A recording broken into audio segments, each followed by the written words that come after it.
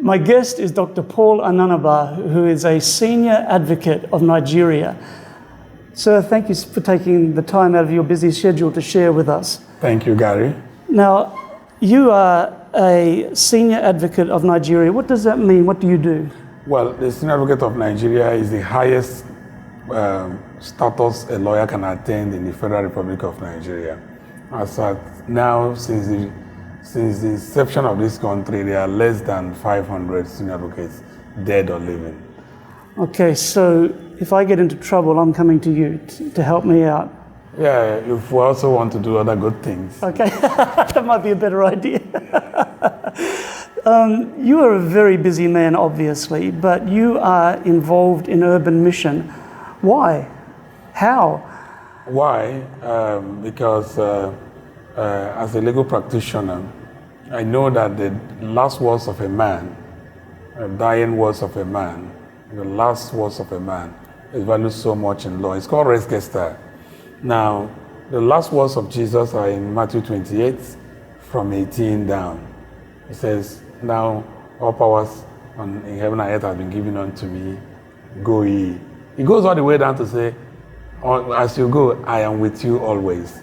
So that's the best you can get, as far as I know in the Bible, that as the master is going, he will be with you whilst you go to preach. So and that's why I make it a priority in what I do to serve the master through evangelism. How? I know there's no time, but we try to make our time, because at the best of this profession, it will not give you salvation. Salvation is rather in God, and when you seek first the kingdom of God, every other thing, including professional success, will be added. Of course, how did I become a senior advocate of Nigeria if God was not there? Right. Now, so at present, I have 5 offices in 5 regions in the country, but then there has to be time for the master who made those things possible. Wonderful. So tell me about what sort of outreach you have been involved in. Well, from house to house, to public evangelism, to revelation seminars, public teachings, and then ICT, enabled evangelism. Every day, I send across the world Bible texts. And in my ethnic group, all over the world, we have platforms. Every Saturday morning, people look forward to my post on Christianity. So that is ongoing. It's been on for several years. It's looked up for. So then, when you get to my office, the first thing that greets you is that you are giving Adventist belief, you're giving other Adventist documents, and then most times it evokes discussions. And many have become Adventists through that. Okay, so before you take on a client, they have to take the book? Yes, they come in. Yes. But the reception is structured in such a manner that as you come, the receptionist will first welcome you and hand you over that book. Okay. And then it makes impact in the lives of many people, because they feel that such level of success, having attended, and any religion you are attached to should be looked at. And then in the country, there's a lot of corruption and issues. Those of us who are Christians, including particularly what I do, I've got to be known that, this one is an Adventist Christian, so it's a bit different. Mm-hmm. So people often come to my office just to get to know my religion, my God, and all that. Wonderful. Now, you were also involved in planting a church not too far from here. Yes, in Ogudu. Why did you decide to plant a church? It was necessary for a church to be in that neighborhood, and efforts were being made. And the pastor then, who is seated here now, posted me to Ogudu. And I got there, and by God's grace, we moved, and then the church, by God's grace, started. And today we'll have one of the modern churches in Lagos there. And how many members? On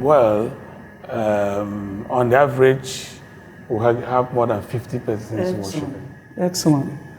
Wonderful. Now, a city like Lagos is not easy. You face many challenges. What are some of the major challenges you face? There are so many. There's multiplicity of religions in Lagos, ranging from whatever religion you can think about. Lagos is said to be center of excellence, both in religion and in evil. Okay. So those are the first major challenges you face. And in church planting, people are always in a hurry in Lagos. I don't know whether there's any city in a hurry like Lagos. So that is a challenge. The challenge of even getting lands to plant the church, and then the accessibility to the church and to the place and all that. And then because of crimes and all that, people are also losing faith in religion. Yes, exactly. Now, you told me earlier about somebody that you studied with. What happened to him now? Yes, he's now a pastor. In one of my religion seminars, I met a very stubborn young man. His name is Grillo. He's now Pastor Grillo. And he was very stubborn at the Revelation seminar, but the Spirit of God made impression on him. He got baptized. The family rejected him. The church, the film fellowship came together, sent him to us where he graduated as a pastor. And then not too long after he became a pastor, he was also now posted to be my church pastor in Maryland here. That's beautiful. Well, Dr. Paul, thank you so much for sharing with us today, and may God bless you in your ministry. Thank you, Gary. And viewers at home, please pray for Lagos. This is a huge mission field, more than 21 million people just spread out. And in human terms, we would say, how is this possible? But we know that with you, all things are possible. Please pray for those who are involved in church planting here. We'll be right back after this break.